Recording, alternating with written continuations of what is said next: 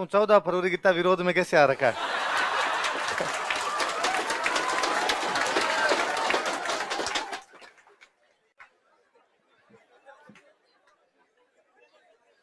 Single होने की बड़ास दूसरों पे क्यों निकल गया?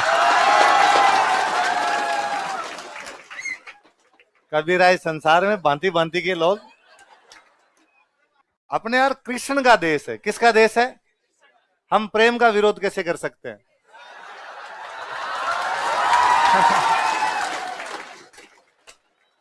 दो अलग अलग चीज है। हम देश से भी तो प्रेम ही है। तो ये लड़कियों वाले प्रेम पर तेरे को इतना गुस्सा क्यों आता?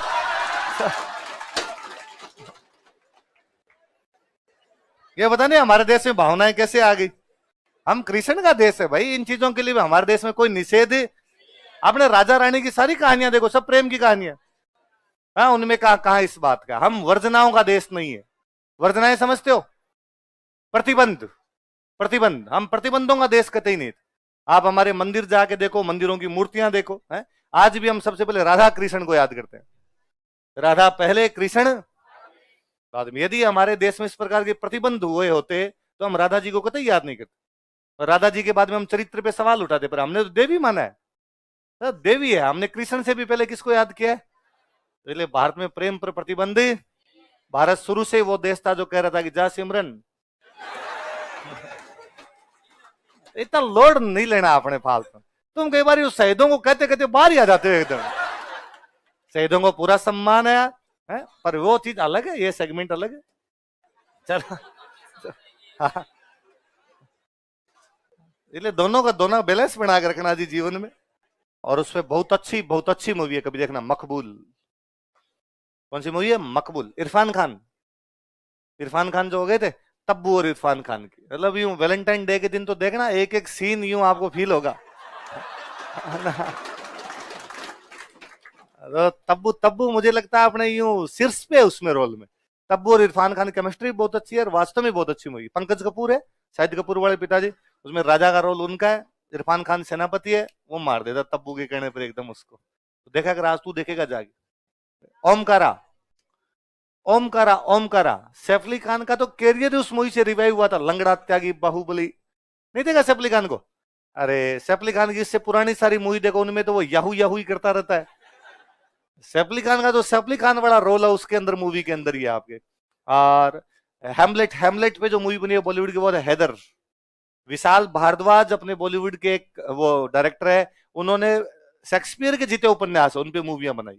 तो हेमलेट पे बनाई थी हैदर, मैकबेथ पे बनाई थी मकबूल, और ओथेलो पर बनाई थी ओमकारा।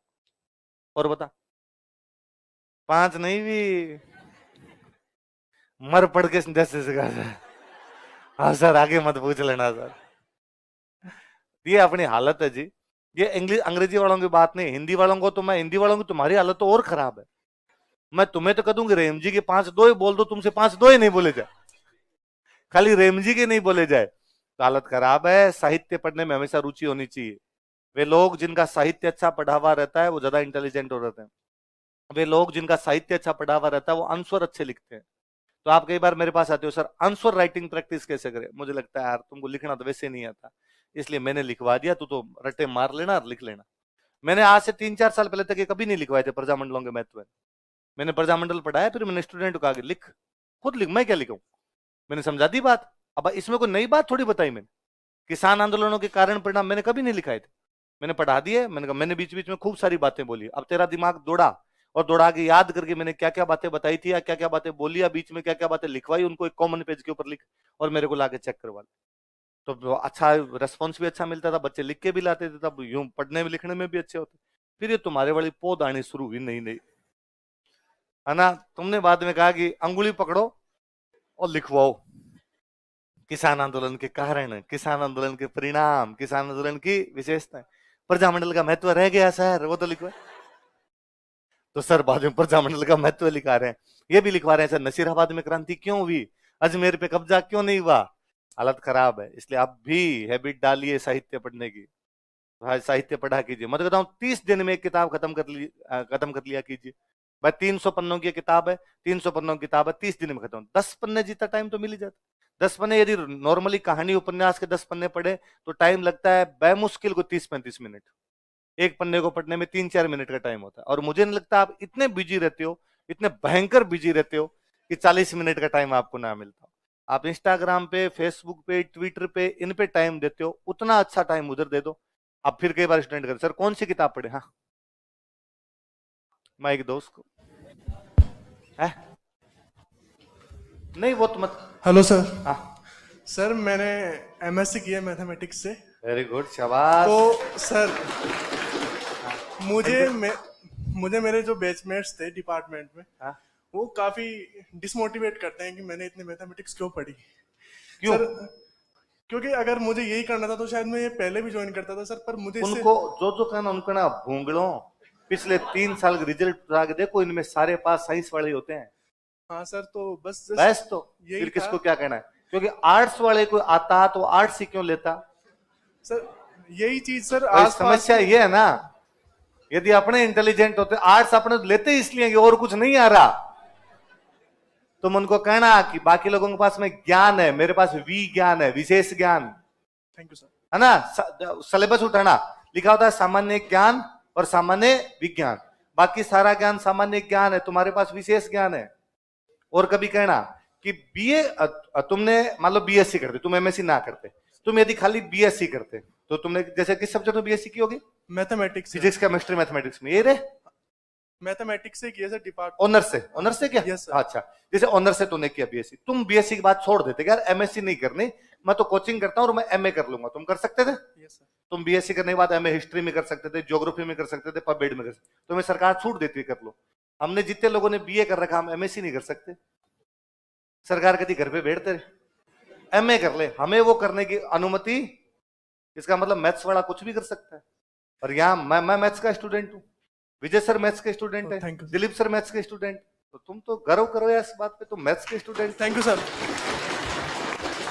और पहले तो फिलोसॉफी जो भी सब्जेक्ट लिया करते आईएएस के अंदर, वो सारे मैथमेटिक्स के स्टूडेंट होते कि मैथमेटिक्स पढ़ोगे फिलोसॉफी बहुत अच्छी होती है। तो मैं और कहता हूँ आपको, आप भी ध्यान रखना, यदि किसी बच्चे ने 12th तक मैथ्स ले रखी है, उनको प्लीज बाद में बीए मत करवाना।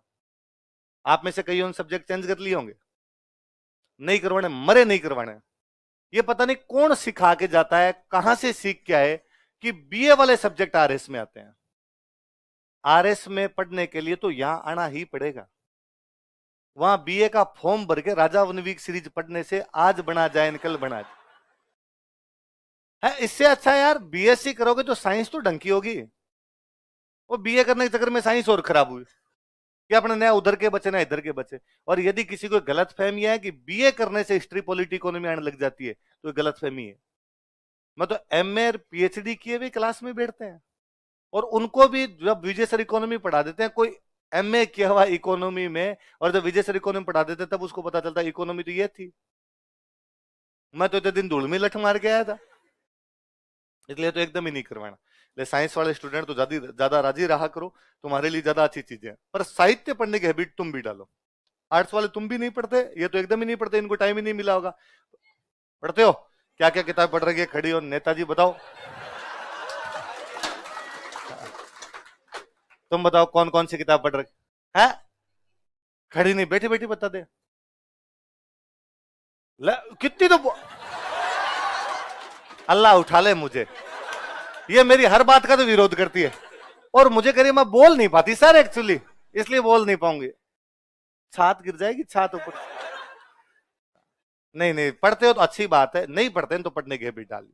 साहित्य पढ़ना हमेशा अच्छा होता है। किसका एक मन, शायद दिन पहले ये बात की होगी कि किसी का एक बहुत अच्छा कोट है कि कोटेशन है किसी का अच्छा, कि मैं तुमसे ये नहीं पूछूंगा कि तुमने क्या क्या पढ़ा है, मैं तुमसे ये पूछूंगा कि तुम कहां कहां घूमे हो। इस दुनिया को देखने के लिए घूमना जरूरी है। फिर उसी का अगला कोट है कि चूंकि हर कोई व्यक्ति घूम नहीं पाता, इसलिए उसे किताबें पढ़ लेनी चाहिए। हर व्यक्ति घूमे नहीं पाता, इसलिए उसे क्या पढ़ लेनी चाहिए?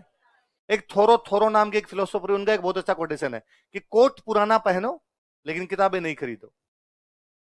कोट पुराना पहनो पर किताबें अपने उल्टा है, अपने कहते पुरानी छोड़ो, हम तो खरीदते ही नहीं है हमारा ध्यान दूसरी चीजों की तरफ है। इसलिए किताबों से हमेशा होना ही चाहिए। और अब तो यार आप वाले युग में तो कितना अच्छा हुआ है, एक ऐप आता किंडल, ऐप डाउनलोड किया जाए, इतनी सस्ती सस्ती सी किताबें पड़ी रहती है, वही किताब उस पर ली जाए, उस पर पढ़ ली जाए। शुरुआत में यदि नई हैबिट नहीं है, कोई बड़ी चीजें नॉवल वगैरह पढ़ने की, कहानियां पढ़ी जाए। कई बार स्टूडेंट पूछता है सर कौन सी कहानियां पढ़ूं, आप तो खाली सर्च मारिए कि भारत की सर्वश्रेष्ठ कहानियां, वो 10 कहानियां बता देगा, पढ़ लो। भाई इस इंटरनेट के जमाने के अंदर ये सवाल तो बेमानी हो गया है। भारत वाली पढ़ ली, फिर उसमें लिख दो रूस की सर्वश्रेष्ठ कहानियां, जापान की सर्वश्रेष्ठ कहानियां, अमेरिका की सर्वश्रेष्ठ कहानियां, ये पढ़ ली। आपको लगे ये पढ़ ली, वो उसके बाद लिख दो प्रेमचंद जी की सर्वश्रेष्ठ कहानियां, महादेवी वर्मा की सर्वश्रेष्ठ कविताएं, तो सर्वश्रेष्ठ हो रहेगी। क्या पता मैं बताऊं सर्वश्रेष्ठ हो या नहीं हो, 3-4 नंबर पे आती हो, वहां पे तो 1 नंबर वाली आएगी हमेशा। खूब अच्छी चीजें पढ़ी जा सकती। और आपको लगता है कि नहीं सर मोबाइल में नहीं पढ़ी जाए, बुक्स ले आओ। ऐसी किसी दुकान, मैं कह रहा हूं ना, दुकान पे जाके कहो सर्वश्रेष्ठ कहानियों की किताब दे, किताबों की जो दुकान है उसको जाको कि ऐसी बुक आती है, रूस की सर्वश्रेष्ठ कहानियां, भारत की सर्वश्रेष्ठ कहानियां, प्रेमचंद जी की सर्वश्रेष्ठ कहानियां, रूस की 10 सर्वश्रेष्ठ कहानियां, भारत की 10 सर्वश्रेष्ठ कहानियां, कोई लाई जाए।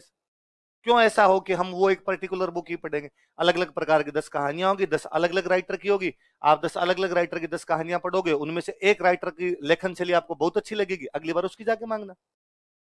10 आई, 10 में से एक निर्मल वर्मा वाली कहानी आपको सबसे अच्छी लगी, अगली बार दुकानदार को जाकर निर्मल वर्मा का उपन्यास दे। और आप यकीन मानिए दुकानदार सबसे अच्छा उपन्यास ही रखेगा, क्योंकि वही बिकेगा। यदि फर्जी उपन्यास किसी ने लिख भी रखा तो दुकानदार रख के क्या करेगा, बिकेगा नहीं। तो वो तो अपने ज्यादा इंटेलिजेंट है, उसने डंके डंके उपन्यास ला के रख रखे, तो वो बेचेगा, बेचेगा तो आपको भी दे दे। चलो लिख, क्या लिखी लाइन? अरे ये पानी पी के आया था बात, कुछ नहीं सुना रहा इसको। चलो तुम्हें लगा 15 मिनट का टाइम पास ये भी करवाएगा, है ना? कुल मिला के तुम्हारा उद्देश्य यह था कि कला और संस्कृति हम अलग कॉपी में लिखेंगे और मैं लिखवा के रहूंगा इसमें, बर्बाद कर दूंगा मैं तुम्हारी कॉपी को आज। क्या लिखा है? कहां से बात है यार, मैथ्स से, थोड़ी मैथ्स के इधर आओ अपने। इसमें कितने दिन होते हैं बताओ देखे? 354। कितने दिन होते हैं?